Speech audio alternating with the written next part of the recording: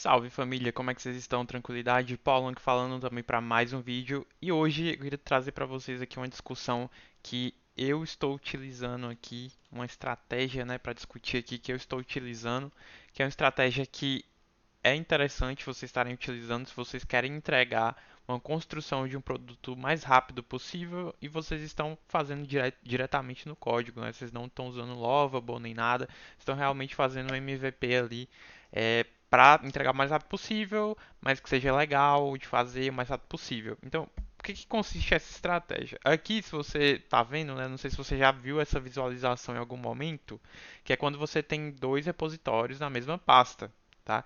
Então, por que eu estou utilizando isso? Né? O que acontece? Aqui na estrutura do meu projeto, o que aconteceu? Eu comecei com o front-end, né, que a gente tem aqui, e aí a gente criou um back-end no mesmo repositório, certo? E o que isso se chama? Se chama monorepo, né, o famoso monorepo. Isso daqui, para você que é iniciante, você que não conhece muito, basicamente, em vez de você fazer dois projetos e colocar em duas pastas diferentes, né, em dois repositórios diferentes ali na nuvem, que seria no GitHub, por exemplo, você coloca ali, você coloca em um lugar só. No que isso te ajuda principalmente hoje em dia, tá? Antigamente a gente teria a vantagem somente de ter um acesso mais rápido ali ao código, mas hoje em dia tem também a questão de você conseguir que a IA tenha os dois contextos. Então, se ela for precisar verificar algum bug, por exemplo, ela vai verificar no front e no back o que o front está mandando de payload, o que o back está recebendo ou esperando, né, receber. Se o back estiver mandando uma propriedade a menos ou a mais, aí o back-end vai estar ali disponível, né, para a IA ver o que está de errado, certo? Então, assim, tem essas duas opções de você estar utilizando, certo? É muito mais rápido. Então, eu acho que a partir do ponto que você conheceu a IA, porque hoje em dia eu conheço pessoas que estão terminando faculdade de TI e não sabem o que é programar usando IA, não sabem o que é Vibe Code. E isso daí eu acredito que vai ficar cada vez mais popular e vai virar um default da área, que todo mundo vai ter que conhecer. Mas tem gente que está começando aí e não está sabendo nem codar com IA. Mas você tem outra opção. Ah, não quero usar dois repositórios, colocar dois projetos no mesmo repositório, né? Então, o que aconteceu aqui? Tem uma parte aqui desse sistema que é pessoal aqui, um sistema meu que eu estou construindo junto com um amigo, só para a gente testar aí e tal, só para brincar um pouquinho, que basicamente uma parte eu já tinha feito, que era o projeto do front-end e do back-end, que eu mostrei ali para vocês, mas ele quis investir aí na Lovable alguns tokens para estar construindo um outro módulo do sistema, que fica mais no front, certo? E qual foi a minha responsabilidade? Conectar essa nova parte com o sistema que já existia, porque o que a gente já tinha era bem estruturado, os acessos e tudo mais, já tinha toda uma lógica ali por trás. Então eu precisava conectar esse novo projeto, só que eu não queria colocar no mesmo repositório, porque eu considerei que ia ficar muita coisa. Mas se bem que nesse caso talvez seja um erro, eu deveria ter colocado junto. Três não seja, talvez não seja muita coisa, três projetos. É, e é uma lógica para MVP. Mais para frente dá para separar, certo? Na V2, por exemplo, do produto, que é muito comum você lançar a primeira versão, depois você lança uma segunda versão, totalmente desacoplada da primeira, melhorando suas entidades de domínio, melhorando o front-end, o design, padronizando mais coisas. Mas para um MVP, cara, monorep é muito bom. Conforme for acrescentando mais coisas, vai ficar mais difícil você fazer deploy automático, o Git vai ficar mais lento. Então, por essa questão de ficar mais lento, eu até tenho essa vantagem, né, de ter colocado, por exemplo, o front e o back em um mesmo repositório e o simple template acaba ficando em um outro repositório, certo? Porque esse ponto aqui foi mais porque a Lovable, ela criou já um repositório. Aí eu falei, não, eu vou só clonar aqui e utilizar no mesmo contexto. Então, mesmo estando em dois repositórios diferentes, a IA ela consegue avaliar o simple template, ao mesmo tempo que ela consegue avaliar o front-end e o back-end. Então ela consegue ter todo um scope ali para ela estar trabalhando, certo? Essa estratégia de você utilizar monorepo é muito bom, porque é muito rápido. Quando tem um bug, rapidão você corrige, em vez de você ter que ficar entendendo o que está errado aqui, o que está errado ali. E maioria das vezes você vai utilizar a IA para corrigir 80% dos bugs, né? Existem alguns bugs que são realmente muito chatos e você tem que entender ali. Às vezes tem até coisa que você chama de bug, mas é alguma coisa que a IA implementou, mas você não entendeu. É até um dos pontos aí de utilizar programação com IA que você tem que estar atento, até, né? Eu às vezes acabo batendo a cabeça com isso, né? Tem algumas coisas que ela muda, eu demoro a entender um pouquinho e aí eu compreendo e vejo, putz, ela mudou ali, então faz sentido estar dando problema. Então eu tenho que arrumar aqui. Seria uma consulta, por exemplo, que mudou um pouco. Então, cara, se você for utilizar IA para código, não tá utilizando Lovable, ou tentar fazendo um projeto seu mesmo ali, alguma coisa. Se é alguma coisa rápida que você quer fazer para testar ali, cara, faz um monorepozinho. Se é algo que você tem certeza que não vai escalar depois, sabe? Eventualmente pode escalar, mas depois você migra, você pega o projeto, reconstrói outro repositório, faz uma V2 ali.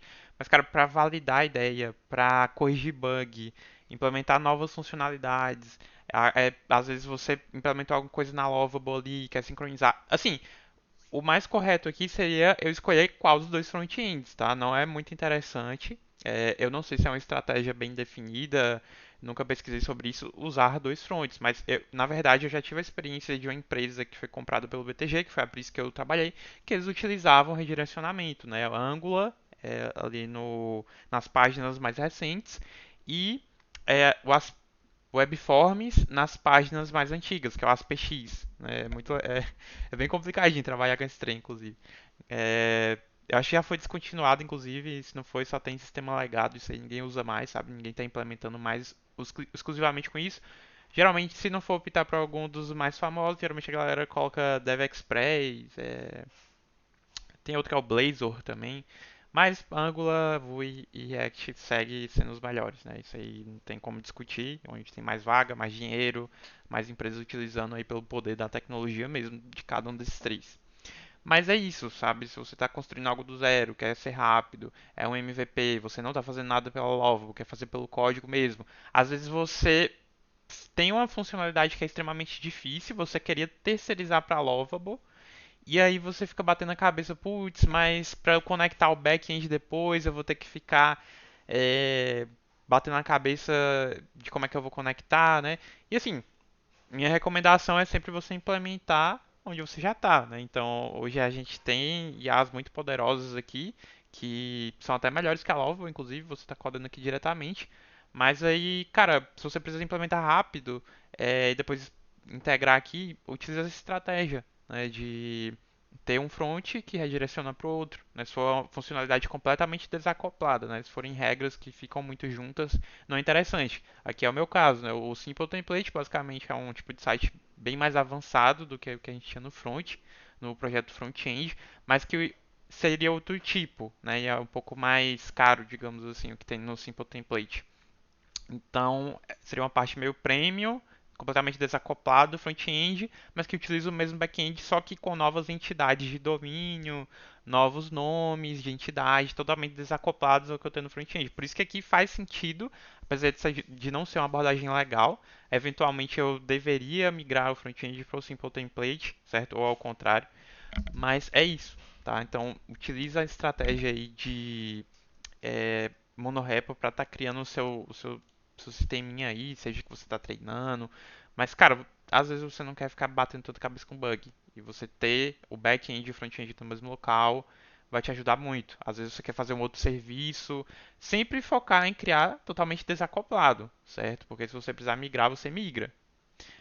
Mas não fica fazendo tipo acoplamento, né? Colocando código muito misturado um no outro, que depende um do outro ali, porque isso não é legal, né? Mesmo que seja back-end, o front-end é naturalmente desacoplado, né? Mas o back-end você pode acabar misturando entidades de domínio ali se você não prestar muita atenção, né? É importante você separar isso bem. Mas se você for fazer monorepo, não esquece de deixar as coisas desacopladas, porque depois, para você precisar migrar, e eu acho muito interessante que você pense assim, para ter a separação depois, para deixar a pipeline mais fácil, o Git acaba ficando lento, né, como eu comentei eventualmente. Enfim, quando fica muito robusto, é interessante que você migre, tá? Mas nada impede de quando você for utilizar aqui, você clona um que está em um repo, coluna na mesma pasta e aí você consegue dar o contexto para IA, tá? Então não é obrigatório. Você pode criar em repositórios diferentes, mas você clona dentro da mesma pasta quando você estiver codando aqui localmente e aí você pede para IA fazer. Eu sei que pra gente que é avançado isso é de praxe, né? Enfim, eu acho que já até quem já mexe com IA há um bom tempo já entende, mas eu particularmente vi muitas pessoas ali que não sabem nem usar IA. Então acredito que é uma dica aí para vocês que, enfim, aprender a usar IA é fácil, mas depois desse insight também acho que vai ser um passo a mais. Mas é isso, espero que essa dica tenha te ajudado de alguma forma. Se te ajudou, considera deixar seu like aqui, se inscreve no canal e se conecta comigo no LinkedIn, tá? Tá o link aqui abaixo. E fala que você veio pelo YouTube. E tamo junto. Um beijo e um queijo. Tamo junto, rapaziada. Valeu.